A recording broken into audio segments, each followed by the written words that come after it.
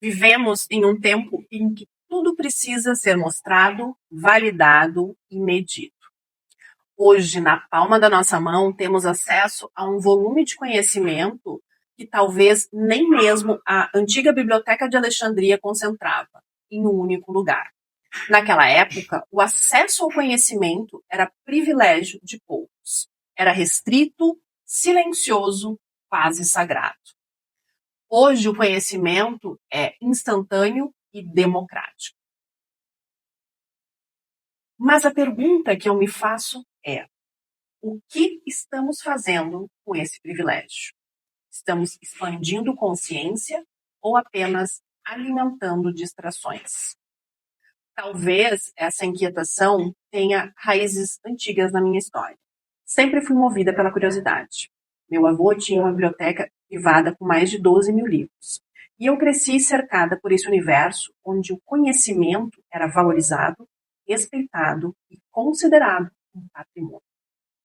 E talvez por isso eu veja o acesso à informação como um privilégio. É inevitável olhar para o digital, trouxe um avanço extraordinário para a humanidade nesse quesito.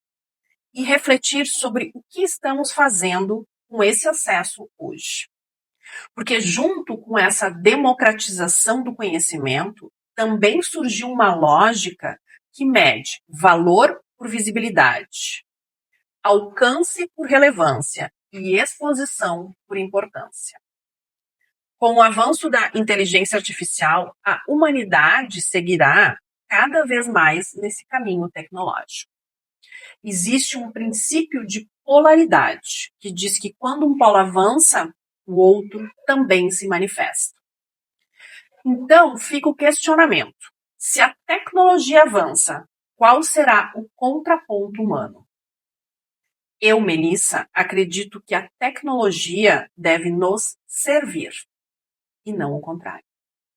Que o avanço existe para ampliar consciência, não para nos desconectar do presente.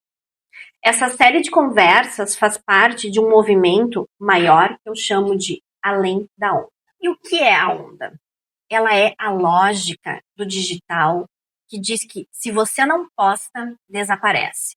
Que você precisa estar sempre no timing, sempre performando, sempre visível. E ela mede sucesso por views, likes e velocidade. Essa lógica até faz sentido dentro do funcionamento das plataformas, porque ela alimenta o algoritmo. Mas essa mesma lógica não alimenta o humano. Se o digital existe para nos servir, talvez o ponto seja justamente esse: refletir sobre quem está servindo quem.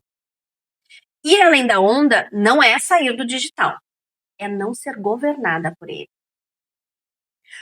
Por isso que o Além da Onda propõe outro critério de sucesso: escolher presença, clareza, coerência e construção no longo prazo. E foi dessa reflexão que nasceu o luxo invisível, do essencial ao excepcional. Trata-se de uma série de conversas com pessoas de diferentes áreas para refletirmos juntos sobre o verdadeiro significado de luxo na vida contemporânea. A proposta é simples, mas profunda. Ir além do óbvio e explorar, em conversas com pensadores, profissionais de diversas áreas e pessoas com diferentes histórias, aquilo que realmente representa o luxo para cada um. Seja tempo, silêncio, saúde, fé, liberdade, afeto, propósito ou qualquer outra forma de riqueza invisível aos olhos. O luxo invisível nasce como um contraponto à aceleração vazia e à confusão entre visibilidade e valor. E dando início à nossa conversa de hoje, eu gostaria de refletir sobre o quanto vivemos em um tempo onde tudo parece precisar acontecer rápido. Mas, ao mesmo tempo, tanto na vida pessoal quanto no ambiente empresarial, existem coisas que continuam sendo construídas de forma silenciosa. Caráter, confiança, disciplina, liderança e visão de longo prazo. E o convidado de hoje carrega muito dessa construção na própria trajetória. Hoje, nesse episódio, vamos conversar com Rafael Trindade. Olá! O Rafael atua há mais de 20 anos com consultoria em gestão para pequenos e médios empreendedores, ajudando empresas a crescerem com mais clareza, direção e resultado. Existe um ponto da trajetória dele que eu considero especialmente interessante, que é a vivência de muitos anos no movimento escoteiro. Porque talvez liderança tenha menos a ver com performance e muito mais com formação humana, responsabilidade, exemplo e construção no longo prazo. Em um tempo onde tudo parece urgente, conversar sobre isso talvez seja mais necessário do que nunca. Então, hoje, eu quero conversar justamente sobre isso. Crescimento, gestão, liderança, construção humana e os valores invisíveis que sustentam empresas e também a vida. Rafael, seja muito bem-vindo ao Luxo Invisível. Muito obrigado, Melissa. Uma honra estar aqui com você, gravando esse conteúdo maravilhoso aí, que eu já acompanhei alguns episódios e fiquei ansioso aí para te receber.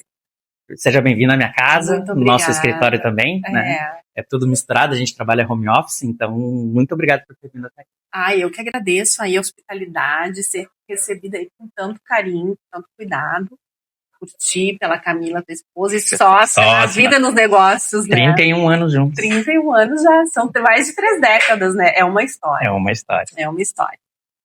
Rafa, hoje se fala muito sobre crescimento de empresas. Perfeito. Mas na tua visão, o que faz um empreendedor crescer como ser humano? Perfeito. Eu acho que a primeira coisa que faz crescer como um ser humano empreendendo, o empreender, ele já é uma escola por si só, né? No momento que tu decide empreender, tu começa a ter uma sequência de aprendizados inerentes à tua decisão, né? Quando tu é empregado, tu é informado do que tem que fazer, tu tem um padrão para seguir, quando tu tá empreendendo, não tem isso. E não tem nem manual, né? Se existisse, tava aí o cara rico. Mas não tem. Então, a primeira coisa que a gente evolui a gente começa a entender mais de si. Isso é um ponto fundamental que o empreendedor precisa, e eu vejo que é uma evolução, e ele começa a aprender, ele vai atrás. Se ele não sabe fazer um fluxo de caixa, ele vai atrás de fazer isso. Se ele não sabe cuidar do estoque, ele vai aprendendo. E isso leva tanto para as coisas pessoais quanto para as profissionais. A gente acaba crescendo na busca do conhecimento para poder gerar aquele empreendimento e ele ter sucesso. Olha aí que interessante. Tu tens uma vivência muito forte no movimento escoteiro, né? O que essa experiência te ensinou sobre liderança que o mundo empresarial muitas vezes esqueceu? Olha, muito. Para contextualizar, né? Eu sou escoteiro desde os meus 14 anos, né? 13 para 14, ali, nessa faixa ali, eu comecei a minha prática dentro do movimento escoteiro. E uma das coisas que o mundo corporativo não ensina e lá ensina é que lá a gente pode errar e aprender, né? Na juventude, não quando tu já tem um negócio na mão. Então, tem muito disso lá, que é um dos métodos escoteiros, que é aprender fazendo. Então, a gente aprende fazendo as coisas, não é aprende na teoria. Então, vai fazer uma fogueira, tu vai aprender fazendo. Tu vai liderar uma equipe, não importa se tu já foi líder antes, se tu é mais novo que os outros ou mais velho. Tu vai liderar aquele naquele momento ou por um período, então tu vai experimentando as coisas na prática, sem ter o risco de estar à frente de um negócio, de um budget. Sim. Então, mesmo assim, com alguma responsabilidade. Então, acho que isso é o principal ponto que eu levei de liderança dentro do movimento escoteiro. Ele é uma escola que tu aprende fazendo. Mas isso, e como tu traz isso para a vida empresarial, Perfeito. né? Porque tu trabalha bastante com pequenos e médios empresas e empreendedores, né? Tu acha que eles também acabam fazendo isso, aprendendo, fazendo na prática, mas sem a consciência que se tem, talvez, no movimento escoteiro? Porque ali, pelo que eu entendi, existe a consciência. Que você vai. Este é o momento do aprender fazendo. Exatamente.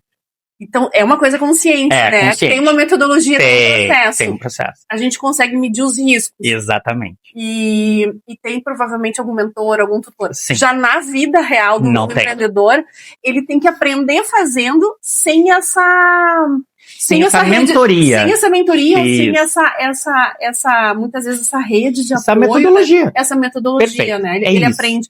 E aí os erros dele têm custos muito maiores, né? É impressionante. Custos, às vezes, da própria família, tá? Já vi casos de empreendedores que, por tentativa e erro, botaram o patrimônio da família fora, acabaram com o casamento, com relação com os filhos. Isso é muito perigoso, né? Porque um dos erros e da nossa cultura latina é fazer pelo erro. Isso não é o melhor caminho. Uhum. Nas nossas metodologias que a gente aplica na gestão, a gente prega fazer certo da primeira vez. E para fazer certo da primeira vez, tem que estar planejado.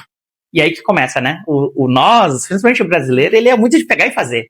Sem planejamento nenhum. Vamos montar um churrasquinho. O cara vai lá, compra meia dúzia de coisa, faz. Mas para quem tu vai vender? Como é que é isso? Tem licença? Não planeja nada. Ele simplesmente sai porque alguém disse que o churrasquinho dele é bom, ele começa a vender aquilo e vai embora, né? Então, a diferença é essa, né?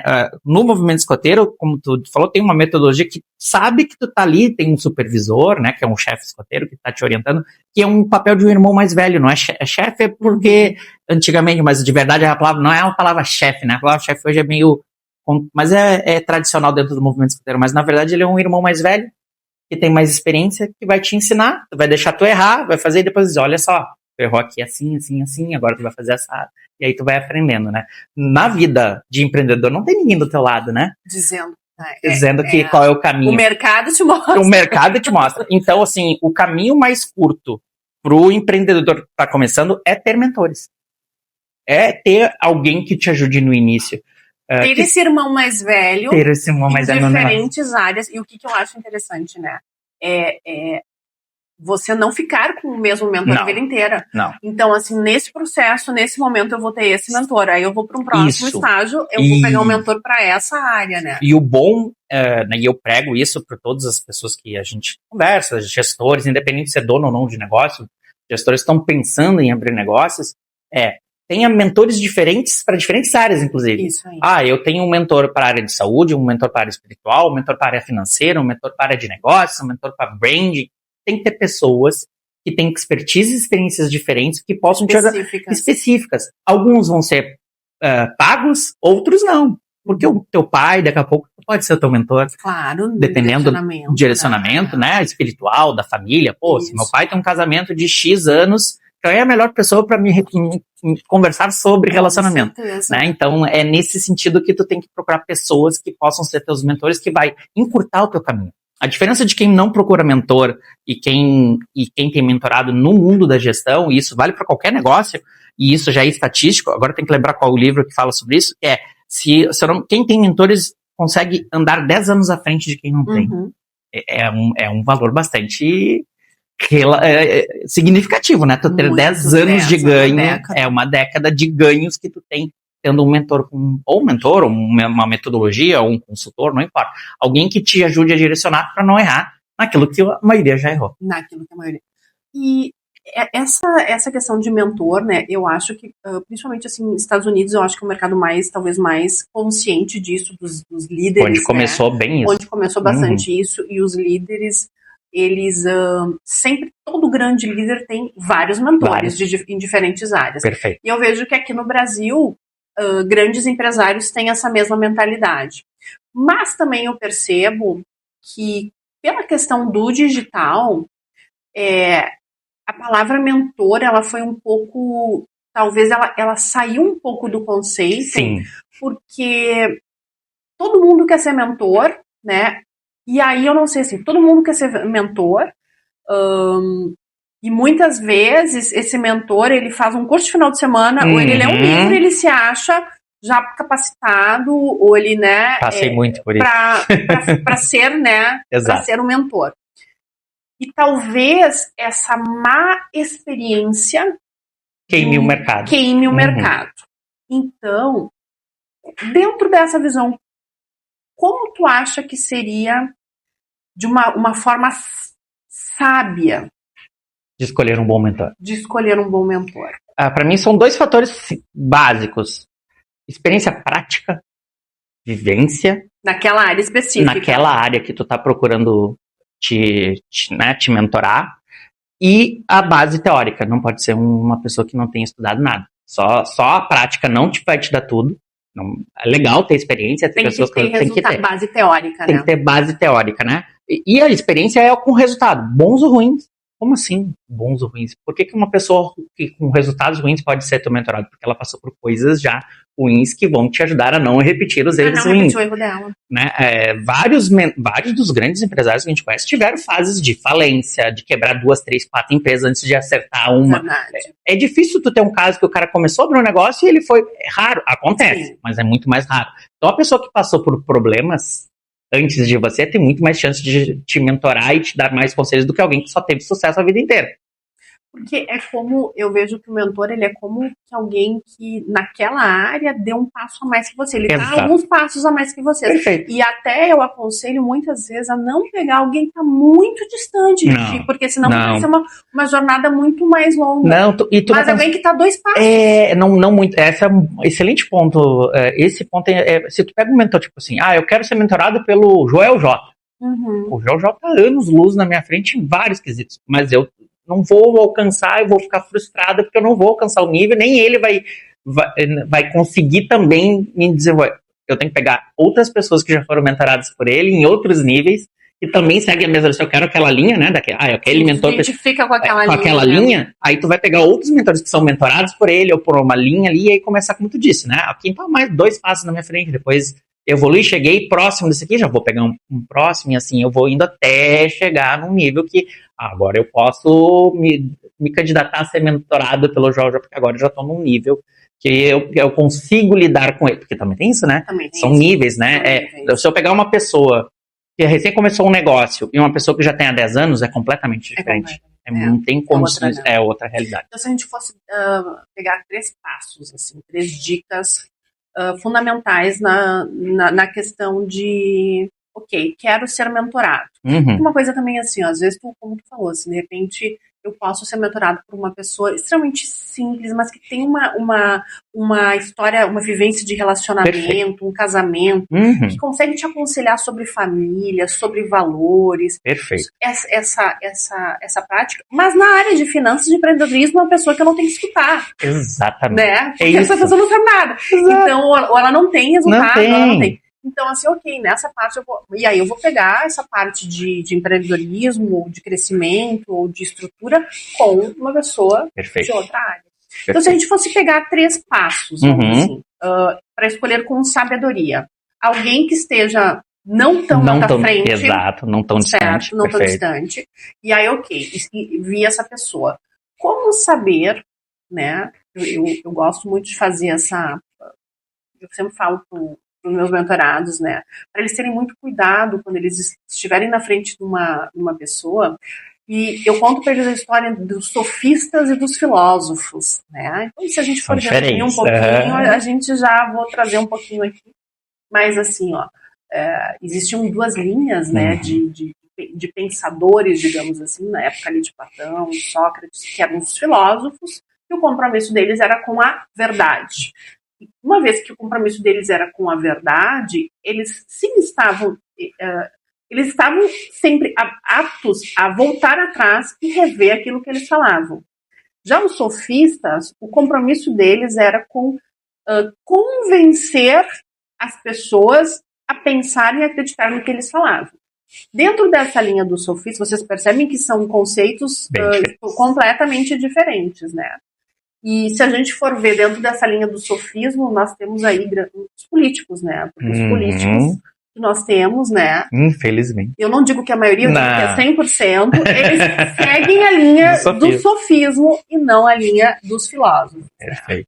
E então eu vejo que dentro desse avanço, desse crescimento de mentores que existem hoje no mercado, existe um desenvolvimento muito grande de construção de gatilhos de persuasão. Perfeito.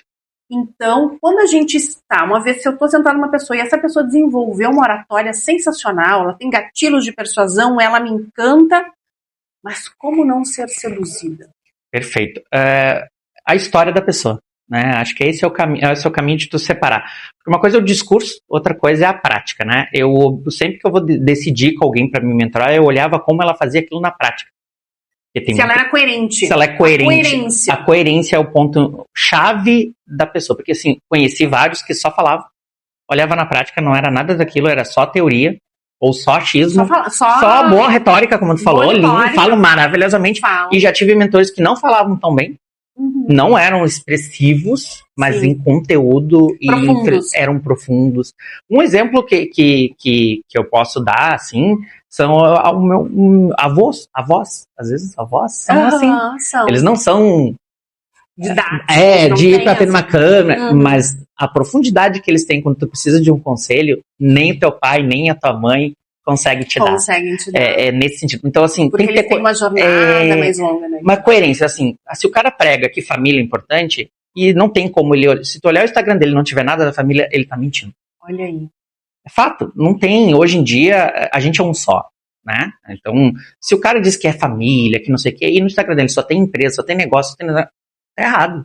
Ele não tá, a coerência do discurso dele não é essa. Mas será? Mas aí eu não sei. Vamos lá. Eu não sei se nessa parte específica eu não sei se eu consigo concordar contigo, porque ótimo, é bom. As pessoas adoram, né? Adora, isso que é bom. Eu acho que existe também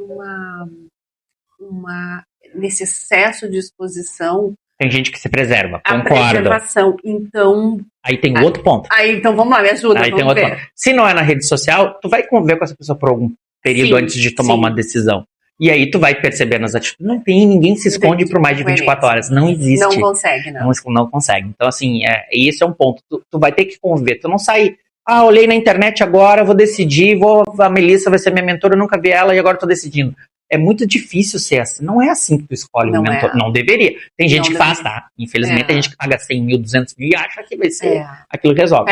Pega um grande alguém que desenvolveu muita capacidade tá cheio de pilantra. Pilantra que não falta, né? Mas na convivência tu vai... A gente percebe. Não tem como. Ninguém então, ganha. Vamos lá. Primeiro passo, então, escolher alguém que não esteja tão longe. Mais perto, assim. Exato. 2 passos naquele assunto específico. Exato.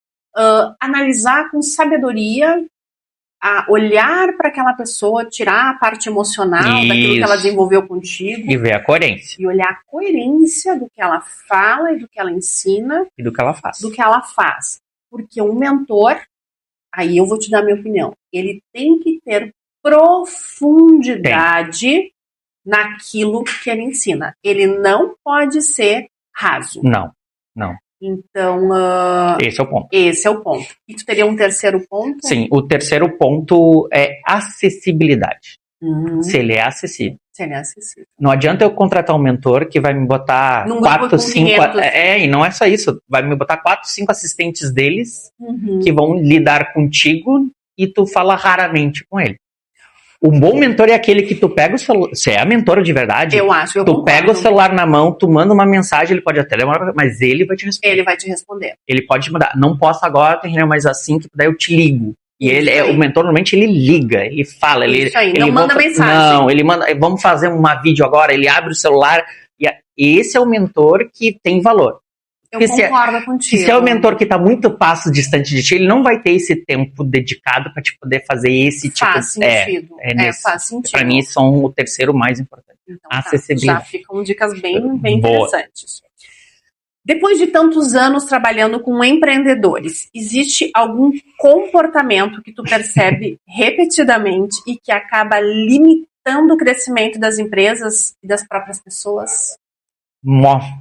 Nossa, isso aí é... 2 pontos que eu sempre chamando que quase sempre acontece.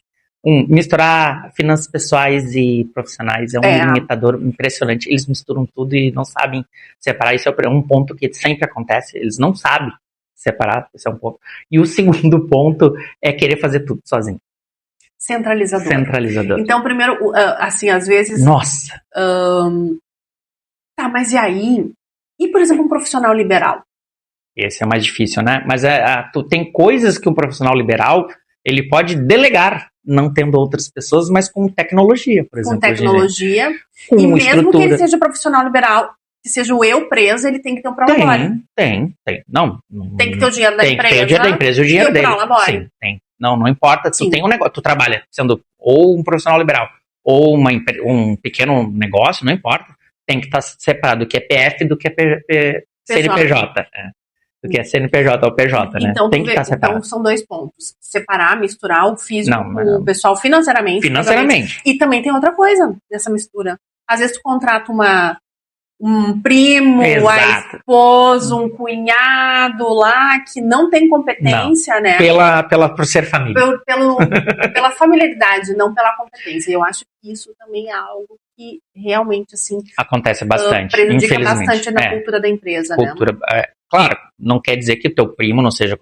tem vários casos maravilhosos. Eu trabalho com a minha esposa. Sim, e ela é super competente, mas a gente consegue ser... Aí, assim, é maturidade de relacionamento, maturidade de entendimento, porque quando a gente está conversando sobre negócio, empresa, ou ela está me chamando a atenção, ou eu estou chamando, não é o marido chamando a atenção da esposa, a esposa chamando, é o empresário chamando a atenção do outro sócio, ou que naquele sócio do sócio empresário. Ou quando ela é líder de um projeto e eu sou o apoio dela, eu sou o subordinado dela naquele projeto, e tá tudo bem. E acabou ali, acabou. Como é que vocês fazem isso no dia a dia? Tipo assim, às 6 horas encerra, 7 horas encerra, e daí agora é família. Sim. Ou, tipo assim, vocês chegam a limitar conversas profissionais em momentos familiares com os filhos? Sim, olha. limitamos, sim. A gente, claro, como assim, tem momentos que, tipo, a gente tá lá, jantando, lembrando uma coisa importante, a gente não deixa de conversar sobre aquilo, óbvio que não tem, mas a gente respeita muito a questão do que é família, do que é casa, do que é marido e mulher, a gente não vai pra cama com problema. Isso é um fato, tá? Resolve tudo que tem que resolver antes. A gente não vai, é uma coisa que a gente decidiu pra nós. E, claro, a gente, não é todo mundo que é assim. Tem técnica, tá? Dá pra ensinar esse tipo de coisa, mas a maioria tem que ter uma maturidade do relacionamento. São 31 anos juntos, né? 31 anos. Não é ontem, né? A gente já sabe os carros, onde vai, sabe, né? Mas a ideia é sempre, não levar, a gente sempre prega isso, não levar o problema da empresa para o pessoal naquele momento. Porque senão tu não vai resolver, não adianta, não faz diferença, então tu vai acabar prejudicando uma coisa ou outra. Mesma coisa com as crianças e assim por diante, né? Às vezes a gente avisa pra eles, tal dia, tal hora, a gente vai ter que estar trabalhando até mais tarde, e tá tudo bem, mas a gente compensa. Sim, faz uma compensação. A gente faz, e isso é uma das coisas da liberdade, né? De ter um próprio negócio também tem isso. Teve várias vezes a gente fechou uma quarta-feira à tarde pra levar as crianças no cinema. Mas tô ocupado, não posso, minha agenda tá bloqueada, reunião com meus filhos. E isso qual é o problema? Exato, reunião com os filhos. Reunião com os filhos. Rafa, qual foi o momento da tua trajetória em que tu percebeu que gestão não é apenas sobre processos e resultados, mas principalmente sobre pessoas? Porque eu vejo que tu tem, dentro do teu trabalho de gestão, por mais que ele seja processos, ele envolve muito lado humano de pessoas que tem um pouco a ver também com a tua personalidade, com a personalidade da Camila. Eu acho que tem esse olhar, né? Fala um pouquinho assim, quando que tu percebeu essa, não sei se seria uma separação, ou se tá tudo junto, não, tá tudo gestão, junto. Processo e pessoas. Não existe processo sem alguém executando. Sim. Né? Mas as IAs... Alguém criou IA, alguém tá fazendo. Tem que estar monitorando. Tem que estar monitorando, não tem. Né? Não existe processo sem pessoas, não existe pessoas sem processo. Sim. Na gestão, né? Óbvio. Tem empresas que tem pessoa, não tem processo nenhum, mas não, aí a gente conserta e tá tudo bem. Mas não existe separação, tá? Não tem como separar as coisas. E a gente percebe isso que quando a gente conversa com o gestor, implanta uma metodologia e ele fala que aquilo ele tá levando para casa dele, para a vida dele.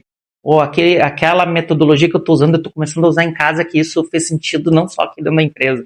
E toda vez que a gente trabalha com um gestor que não é o dono, é um subordinado da pessoa que nos contratou, uma das coisas que eu sempre deixo claro para todo mundo, vocês estão tendo uma oportunidade gigantesca de aprender uma metodologia que vocês vão levar para a vida de vocês. Não é só para essa empresa. O investimento do empresário em você é grande. E ele está investindo em ti, não quer dizer que amanhã tu não vai estar em outro negócio, em outro lugar. Só que isso que tu está aprendendo aqui, se tu levar a sério, tu vai levar para tua vida. E isso para tua vida, tu vai ter um resultado muito bom, porque tu vai estar diferenciado dos demais no trabalho. Ou quando tu decidir empreender também, tu já está levando uma bagagem. Então, assim, toda metodologia que a gente implanta, ele impacta diretamente as pessoas. No entanto que a nossa meta, né, vamos dizer assim, a nossa visão é impactar 1.000 gestores até 2030. A gente botou, porque a gente identificou que isso é o que a gente quer. A gente quer 1.000 gestores. Se ele é o dono, se ele é o subordinado, não importa. Ele é gestor. Eu quero impactar 1000 gestores com a metodologia. Se eu impactar 1000 gestores, eles estão impactando a vida dele, os negócios, o entorno e assim por diante. No final das contas, né? Processo sem pessoas não traz resultado. Não. E pessoas, só pessoas sem processo também não traz resultado. Então é essa fusão de processos e pessoas. Não tem como. No final do mês, toda empresa é sobre resultado. Perfeito. Mas no final de cada dia é sobre pessoas, Exatamente. né? Então a gente tem que ter esse jogo, esse game, né? Sempre percebi que onde não tinha cuidado com pessoas, com foco muito em resultados, sem cuidar de pessoas, nunca alcançava o resultado. Temporariamente até pode acontecer. E quando é foco só em pessoas e não existe processo, também não entrega resultado. Não tem resultado. Não tem que ter um equilíbrio, não existe. Não tem como. Né? Hoje nós vivemos uma lógica muito acelerada, onde tudo parece urgente. Na tua visão, o que o longo prazo ainda ensina que a velocidade não consegue ensinar? Ótimo, boa pergunta. O que o longo prazo ensina que a velocidade ainda não consegue ensinar. Vamos pensar assim, o que o longo prazo ensina é tomar decisões com base em fatos e dados. O curto prazo não te dá isso. Porque tu não consegue analisar, às vezes, profundamente um dado. É ciência, né? Assim, o que é ciência? Como é que é a ciência? A ciência é longa, né? Não é de curto prazo. Precisa ter funcionou. Agora eu preciso funcionar nesse grupo de pessoas. Agora eu preciso nesse sentido. E ver, digamos assim, os efeitos colaterais daquela Exato, porque como a gente tem essa vivência e a gente tem essa pegada do relacionamento, nós somos muito relacionais, né? No entanto, somos muito nesse sentido de que, já estou 31 anos num relacionamento, tem essa marca de fidelidade, de estar junto, né? E a mesma coisa a gente trata com os nossos clientes, a gente está com eles é como se a gente estivesse há 10 anos com eles, está em poucos meses, mas a gente está lá envolvido no dia a dia. E o que o curto prazo traz de ruim, né? É o imediatismo, né? Que infelizmente a gente está vivendo uma epidemia de imediatismo, né? Isso é muito ruim. E para os negócios é pior ainda. Superficialidade, né? Superficialidade. O que o longo prazo te traz? A profundidade necessária para te entender um processo, um resultado, um mercado, para te poder fazer bons resultados e boas metas. Então, se tu nunca operou no mercado, tu não tem experiência naquilo, como é que tu vai determinar uma meta de algo que tu nunca fez? Posso olhar uma média de mercado, um desejo, uma ideia, mas de verdade tu só vai conseguir dizer assim, eu vou alcançar a meta X depois que eu conheço aquele processo por um tempo. Então a gente sempre fala nas nossas metodologias, cara, como é que tu vai querer melhorar um resultado se tu não conhece nem teu processo ainda? Executa ele várias vezes, mede ele, agora eu sei como ele se comporta. A partir desse comportamento, o que eu preciso fazer para melhorar, para chegar a um resultado melhor? Eu preciso de mais conhecimento. Contrata alguém com conhecimento. Eu preciso de mais tecnologia. Contrata tecnologia. Eu preciso de pessoas mais qualificadas. Contrata pessoas. O que eu preciso? Que recurso eu tenho que mudar? Porque se a gente sempre fizer as mesmas coisas, teremos sempre os mesmos resultados. Isso é processo. Né? Então, tem que entender isso. Tem que entender. Ótimo. Gostei Faz sentido? Faz muito sentido. Que bom. Sentido também, né? Existe alguma virtude ou valor que tu acredita que os empresários de hoje estão deixando de cultivar? Boa pergunta. Tu viu o que a gente joga, né? São perguntas profundas, né? Algo que está deixando de cultivar. Vou repetir. Existe alguma virtude ou valor? Sabe a diferença entre valor e virtude? Mais ou menos. Vou dizer assim, por exemplo... Esclarece. Daqui a pouco até eu posso saber, mas as pessoas lá não... Assim. Por exemplo, o valor. Tu não acha importante, tu não considera um valor cuidar da saúde, cuidar do corpo, da alimentação? Sim, é um valor que a gente pratica, inclusive. Ok, muita gente acha isso uma coisa importante, uma coisa de valor, mas não necessariamente vive prática. Exatamente. Né? É só acha legal, mas não faz. Acha legal, não faz. Então, o valor não necessariamente é algo que você tem como parte da sua identidade. Mais como desejo. É mais como algo que você valoriza, que você perfeito. acha importante, que você valoriza. A virtude, não. A virtude é quando você tem um valor e você pratica ele valor de forma consciente, consistente, você desenvolve aquele valor até o ponto que ele se torna parte da tua identidade. Perfeito. E os valores, eles podem mudar com o tempo. Claro. Mas uma virtude não, porque uma virtude ela se torna parte da tua identidade. Perfeito. Então ela faz isso. Então, faz muito sentido. Dentro dessa visão aqui, existe algum... Vou repetir então a pergunta agora, explicada o que é a diferença. Sim, que a gente faz muita... Teve uma coisa, ó. Então olha aqui. Sabe que uma coisa que eu trabalho dentro da visão que eu trabalho, as empresas, né, dentro das culturas das empresas, depois a gente vai voltar para essa pergunta, tá? As pessoas falam valores que nós E eu não trabalho valores. Sim. Eu trabalho virtudes, porque eu sempre falo assim, valor. Quantas vezes a gente chegou numa empresa e tinha aquele bonito de valores e aí tu via na prática que não valores de excelência, ética, não sei o quê. E na prática da convivência, aquilo ali... Assim, organização, uma bagunça, sabe? A mesa do café suja, a recepcionista super mal-humorada, né? Ou uma demora em dar retorno. Então, assim, é um valor que tá ali, tá bonito no quadro, mas não vive na prática. Perfeito. Então, trazendo isso, o que tu acredita, seja virtude ou seja valor, agora eu deixei até mais amplo, né? Que tu acredita que os empresários de hoje estão deixando de cultivar? Sabe aquela coisa assim, que a gente está se perdendo? Uma das coisas que a gente tem percebido com essa transição de cultura que a gente vive, né? Isso tudo, se a gente olhar a história, é sempre assim, né? Tem uma coisa, muda, vira radical, depois a coisa vai amenizando e é normal. É a natureza. É a curva, né? É a curva. Tem um ápice de alguma coisa, depois a gente busca o equilíbrio, porque a natureza é equilíbrio. Sim. Isso vai ser em todos os relacionamentos. O excesso de...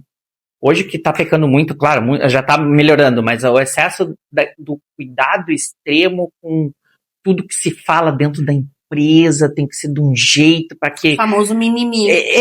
Mas não é bem mimimi, mas sabe assim, aquela coisa de, será que eu posso cobrar o meu cobrador? Cara, tu sempre pôde cobrar, não foi empresa, negócio tem que ter cobrança.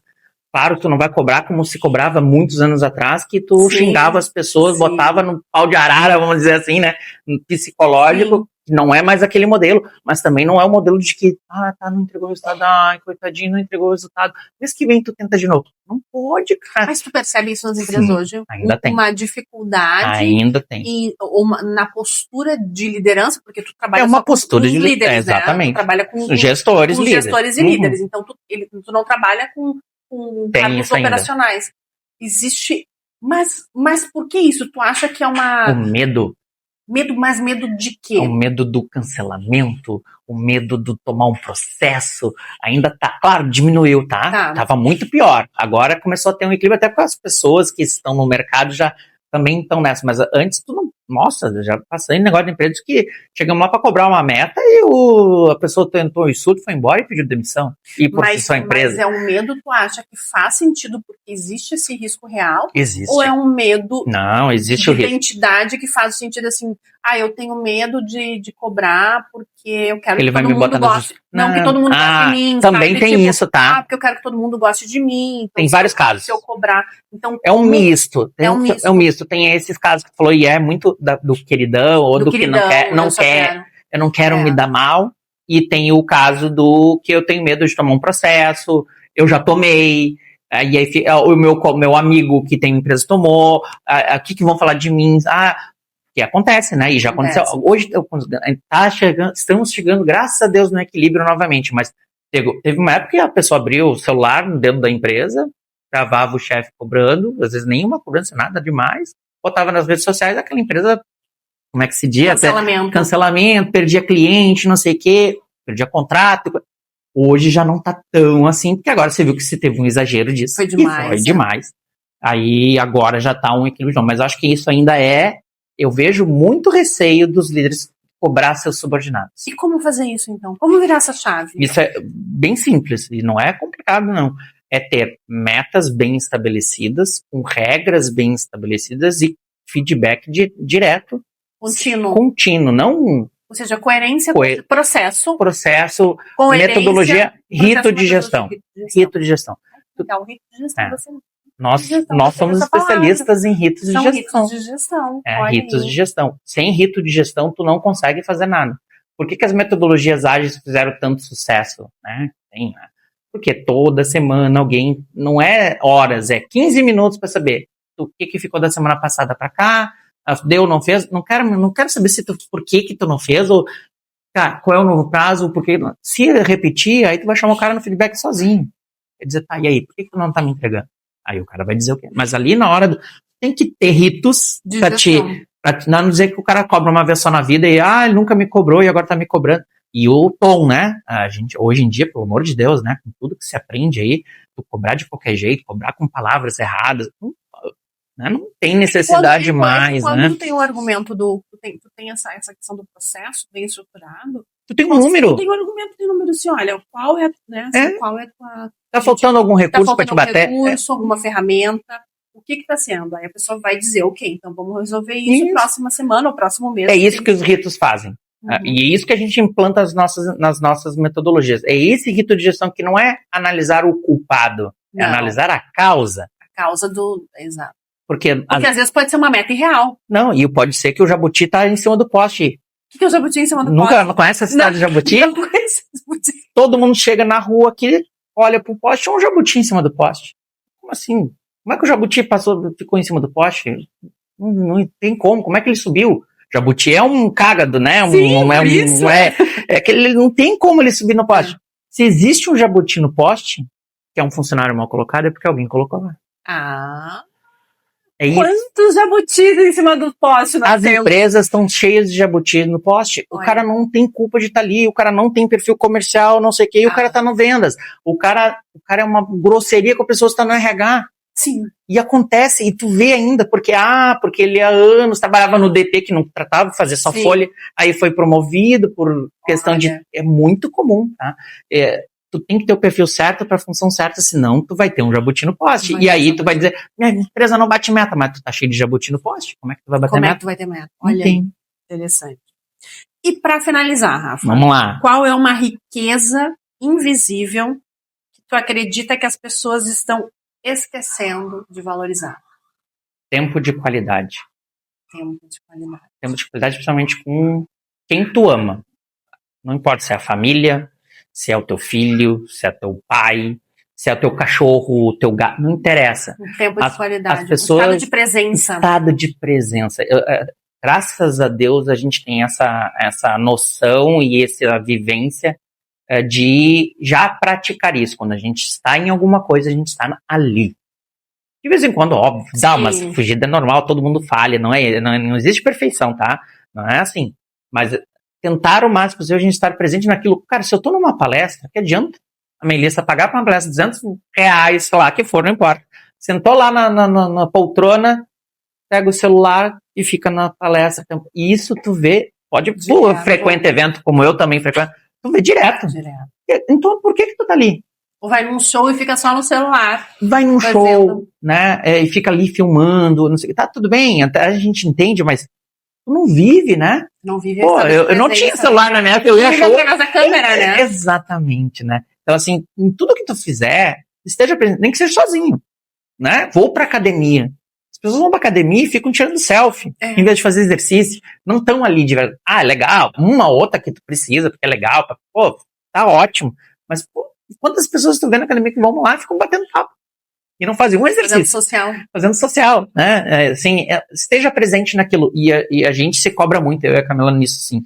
Às vezes a gente tá ali, tá distraído, tu tá num curso, tira esse celular daí. Tu tá aí. Não vai fazer outra coisa. Não abre uma planilha no meio da reunião. Faz aquilo, esteja presente. Isso faz diferença. E os clientes percebem, tá? Com certeza. Mesmo no online, tá? As pessoas percebem. Porque tu dá aquela desligadinha, né? Tu muda o olhar e tu dá uma desligada, né? Então eu acho que é isso, assim, tempo de qualidade, presença ativa, escuta ativa. Eu acho que isso aí, pra mim, é um luxo, uma riqueza que ainda a sociedade está pecando. Ontem mesmo, dá um exemplo, nós estávamos buscando o Giovanni na escola, eu e a Camila, nós estávamos subindo uma rua e um senhor, de idade já, atravessou a rua com o celular na mão, não olhou para os lados e simplesmente atravessou. E não era um jovem, era um senhor que tinha mais de 70 anos. Isso não é presença ativa. Ele não estava presente na rua que ele estava caminhando. Se tem um bueiro, um buraco, ele cai e nem sabe. Pode ter um carro, né? Um carro atropela ele, leva o celular. Ele não estava presente no que ele estava fazendo. Porque ele estava enfurnado nesse vício, infelizmente, Do que tem celular. coisas boas e coisas ruins, positivas. mas tem Mas tudo é questão do tudo equilíbrio. é questão do equilíbrio. Do equilíbrio. Eu quero agradecer muito a você que nos acompanhou até aqui em mais um episódio de Luxo Invisível. Espero que essa conversa tenha trazido reflexões importantes sobre crescimento, liderança, construção humana e sobre aquilo que realmente sustenta uma trajetória no longo prazo. Se esse episódio fez sentido para você, compartilhe com outras pessoas que também valorizam conversas mais profundas e conscientes. Aproveita também para deixar aqui nos comentários qual foi o principal aprendizado, insight ou reflexão que ficou dessa conversa com o Rafael para você. O Luxo Invisível nasce justamente para isso. Criarmos diálogos que vão além da superfície e nos façam refletir sobre o que realmente tem valor. Muito obrigada pela sua presença. Nos vemos no próximo episódio. Rafael, muito obrigada. Eu que agradeço, foi um prazer.